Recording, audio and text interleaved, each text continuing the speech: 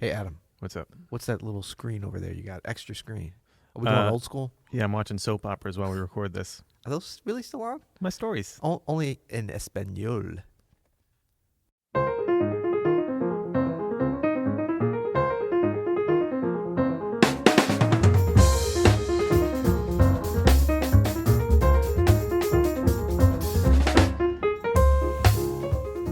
Me llamo...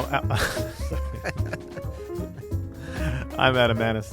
Me llamo es Pedro Martinez. And you're listening to the You'll Hear It podcast. Daily jazz advice coming at you. Coming at you, today's episode of the You'll Hear It podcast is sponsored by the Oxford American. Go to oxfordamerican.org for a very special offer. That's oxfordamerican.org/YHI. That's right. Things sound a little different in my cans today. I like that. Well, actually, no, I don't like that because it's a little loud, but that's okay. Oh, it's a little loud? I got you, Oh, buddy. you can control that. I can control you right here. So while Andrew is out of town. Yeah. Our producer. So old school, I'm producing. we're self-produced, Yeah. so we don't have to worry about different camera angles because we only have one today. So Like, remember when the podcast was crappier? That's when I produced it. that's not true. Okay, baby.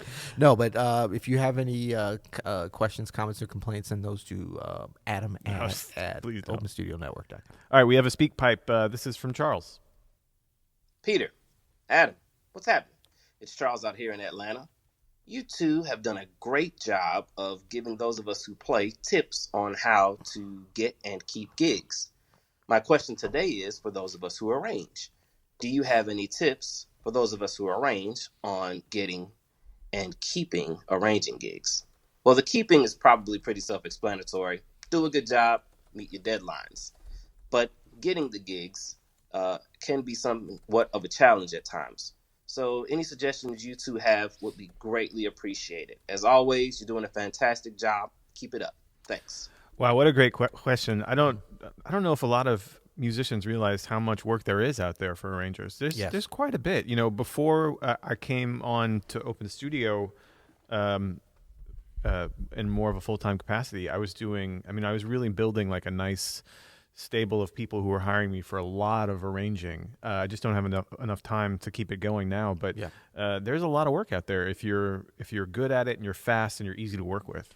Yeah, and I think that there was a thought a few years ago. Well, really, 25 years ago now, when it was like the machines are taking over, and that there wasn't going to be any more need for arrangement. And things did change, I think, from the times when you had. I remember, like, you know, my dad when he was a kid. So we're going back to like the 50s and kind of 60s. Mm-hmm.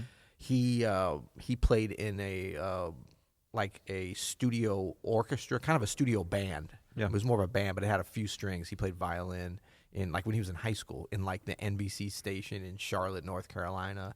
The local station had their own, and for certain shows, and it was live. It was all live. I mean, Yeah. I guess they did record some things, but it was mostly live. But there was like a staff arranger who was probably the piano player or whatever, and he'd just make these charts topical to whatever was on the news or whatever little show it was. And I mean, but every town had that. And then the bigger cities had bigger orchestras and different bands, and there was so many live situations, and there wasn't the opportunities for recorded music along with. So I mean, it was just constantly in need of new things. Yeah. So that did change, but I mean, yeah, there's still a lot of things. I mean, people love music, and they want to have their music played for different combinations of instruments, and that's really where arranging comes in, and as opposed to composition. You know? I mean, Charles, to help with your question about getting arranging gigs, I can kind of give you a brief background of how I started in it and sort of got my name around. It's really just throwing your hat in the ring to do arrangements. Yeah. And then proving that you can do them well, and playing with a lot of instrumentalists that are going to need arrangements. So like I started with when I was in Aaron Bodie's band, and she would work with David Halen, who's the concertmaster here at the St. Louis Symphony, string quartets or even larger string orchestras or whatever. And I just made it known, like, hey, I want to do these string arrangements. It was all for, like, you know, jazz stuff, for like pop standards and you became like the jazz stringy guy. Well, this is the thing, though. So another thing with this is understand where your strengths are. Like, my strengths are not, you know, arranging Mozart for different ensembles or orchestrating, you know, classical stuff at all, because I'm not a classical musician. But, I can do jazz and gospel and even, more pop and rock arrangements for R&B, for orchestras, for bands. Hip hop? You did a little hip hop thing for the Cardinals last year? I did a hip hop thing for the Cardinals. That was really fun. It was a game changer. That was literally the name of the arrangement. But no, it's like, know what your strengths are. Know that's something that we can do as jazz musicians that classical musicians really can't do as well as us is these jazz arrangements, right? Right. So know that, and I would say, like, start hiring string players, start hiring players of ensembles that you want to work with in your own thing, and then make arrangements for them. They'll be impressed with your arrangements if they're good, and then be like, they'll file that away as like, all right, well, now we need an arrangement of Amazing Grace for this church service, and like, I know that guy Charles is good at it, so like, let's do it. Yeah, and and so since he was talking about getting and keeping arrangements, and he was right, he's like, well, he kind of answered his own question on the keeping part. Do a good job and keep your deadlines. And I think you and I are both really good at one of those too. Hey, I always keep my deadline. It just no changes. No one knows what the mad rush is up to the deadline. That's right. It's not really into their business. That's right. No, but I mean, of course, those are both important. But doing a good job is the most important. Communication is the thing. Because look, deadlines are gonna, on both sides, they're going to push it up, they're going to pull it back, communication. But yeah, I think getting it, your idea about, especially talking about the actual players, a lot of people don't think about that. It's not about impressing them, it's about working with them, getting to know them, letting them know. And I'm kind of reiterating now what you said.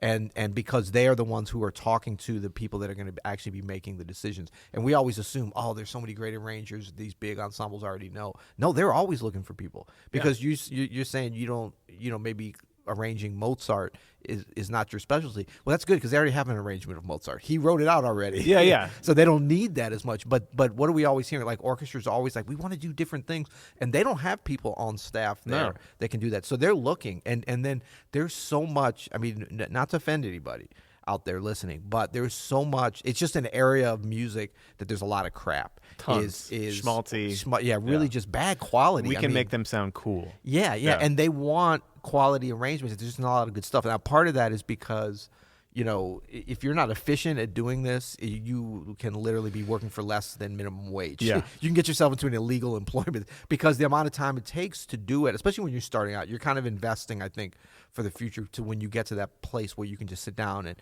bang out something really good in a couple hours. But when you care about it, you really have to look at it as an investment to put your best thing. And then you get it into some ensembles, some orchestras, some different situations that are going to have an ongoing situation to hire you. They'll be like, wow, Adam really, really nailed it on that thing. I bet he could do this or whatever. And they don't usually, they're so used to mediocrity and below that you come up with something good, you can really, kind of ride that as long as you can take it. Yeah, that's a great point. And one of the keys to keeping these gigs or getting more gigs or getting word of mouth that you're good at this is to also understand the situation that you're arranging for. Yeah. So oftentimes, like, I've arranged for major symphony orchestras with like 2 weeks notice, 3 weeks notice, and I know that they're going to spend a total of 5 minutes rehearsing the arrangement before they play it one time. Right. So I'm not going to make that arrangement crazy hard to read. Right. A bunch of different tempo changes, time changes. Like, I'm going to make it super readable on one rehearsal and throw in a couple of really hit moments so that it's memorable. You know what I mean? Or maybe set a vibe that I know is something I can do that maybe they don't have.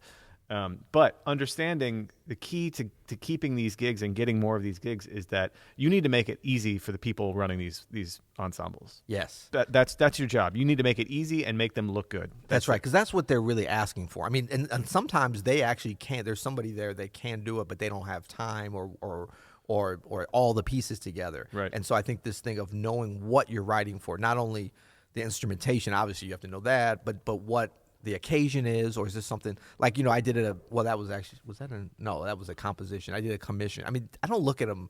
I don't know about you. I don't look at the composition and the arrangement that differently. It's like not in terms of the work. Obviously you have more leeway in a commission, but I did something for Alarm Will Sound, and that was like, that's the time to like go into different times. I mean, if you're feeling it. Oh, yeah. You know what I mean? So but that's about knowing the situation. Know the situation. Yeah, if it's a chamber orchestra that's avant-garde and is going to spend time, they probably spent a week on your piece. Yeah, and they're not going to tell you, make it really fussy and a lot of time changes, but you got to know that. That's part of you doing your due diligence. And then, if you're going into a situation that's going to be like in a big stadium or whatever, it's got to have punch. It can't be this little thing that's just so delicate or whatever, like you'd have in a small chapel. And that's really how, I mean, I know that's more along the lines of keeping it, but that's also along the lines of getting it. You got to go into that first meeting or whatever. And it's kind of a little bit more mercenary than some of the other things that we do. Like, you got to let them know, yes, I can bang this out. And when they're like, well, we need it by 4 days from now, and you say, all right, cool, I can do it. Know that you're not going to have them a bunch of time, but be confident that you're going to do something simpler, but that's going to be effective. Because all that other crap you're going to write, no one's going to hear that anyway in that big situation. Yeah, that's exactly right. In that big situation, a lot of those little details get lost anyway, especially if it's a pop arrangement and there's someone singing and there's a drum set, And I think that's the reason you get a lot of these really good opportunities and you're getting more is because, and I'll just say a quick example as we move to the end of another brilliant episode, I might say. Like, you take some of your compositions and some of your arrangements for your group, the 442s, which is a very exposed, well, it's getting bigger now with drums and different things, but there's times where it's very, small and exposed and like you can hear all the things and very delicate can be and a lot of range to it. You write in a certain way. Then when you write something that's going to be played in Busch Stadium coming out of like crappy speakers all over the place with timing or whatever, I don't know if you even overtly thought about that, but it came across in what you wrote so that it's going to work for the situation. Broad strokes. Yeah. I did think about that. I mean, that's one of these things that you have to be aware of.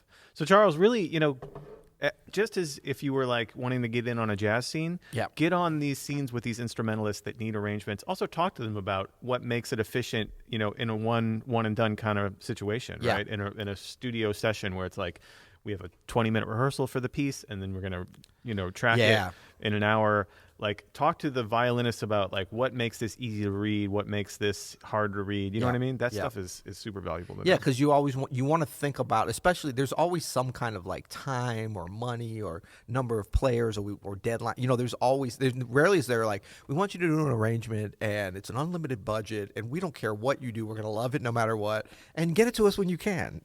Things that have never been told to an arranger. Can we give I have an ultimate tip here? Yeah. At the end. Okay. But we're not there yet. We're not quite there close, yet. We're close. We're very close. But remind me about that ultimate tip because it's one of yours. Okay, good. Actually, it's one of your dad's. Okay, good. Yeah. Now let's call it one of mine. Okay. He's giving me other things.